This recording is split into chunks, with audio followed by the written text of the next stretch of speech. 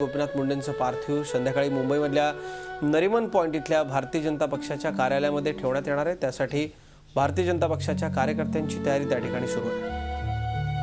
भाजपाचे ज्येष्ठ नेते आणि केंद्रीय मंत्री गोपीनाथ मुंडे यांचं पार्थिव थोड्या वेळातच भाजपाच्या मुख्य प्रदेश कार्यालय नरिमन पॉइंट इथलं हे कार्यालय या ठिकाणी आणलं जाणार आहे। आणि तत्पूर्वी ही एक इथे गर्दी आपण पाहू शकता। भाजपाचं हे मुख्यालय आहे। या ठिकाणी अनेक राजकीय घडामोडी जीवनातल्या किंवा राजकीय घडामोडी ह्या मुंडेंनी इथूनच हलवल्या। महाराष्ट्र विरोधी पक्षाचं अस्तित्व किती भूमिकेत आहे, मोठ्या भूमिकेत आहे हे त्यांनी दाखवलं। आपण बघू शकता या साईडला पोस्टर जे लावलेलं आहे ते मुंडेंच्या अचानक ज्या पद्धतीने निधन झालं, सगळ्यांना ती एक मनाला लागलेला चटका आहे आणि त्याचंच हे प्रतीक बोलकं हे असं हे पोस्टर आहे।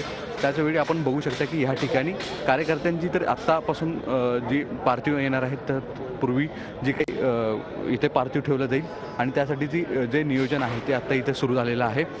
ही जी रो आहे मी आपणास दाखवू शकतो या साईडला, या रोमधून लोक दर्शन घेतील, दर्शनासाठी येतील।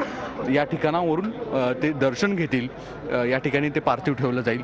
अंतिम दर्शन अनेक भाजपाचे कार्यकर्ते अनेक लोक या ठिकाणावरून घेतील आणि त्याच्यानंतरनं मी आपल्याला एका बाजूला दुसऱ्या बाजूला दाखवू शकतो की ह्या रस्त्याने ते बाहेर जातील असं एक नियोजन सगळ्या पद्धतीने सुरू आहे। वेगवेगळे पोलीस यंत्रणा आणि भाजपाचे कार्यकर्ते या ठिकाणी सुरू झालेले आहेत पार्थिव जे अंतिम दर्शनासाठी येथील कार्यकर्त्यांना आणण्यासाठी। तत्पूर्वी व्हिडिओ जर्नलिस्ट हरीशसह सागर कुलकर्णी, झी मीडिया, मुंबई।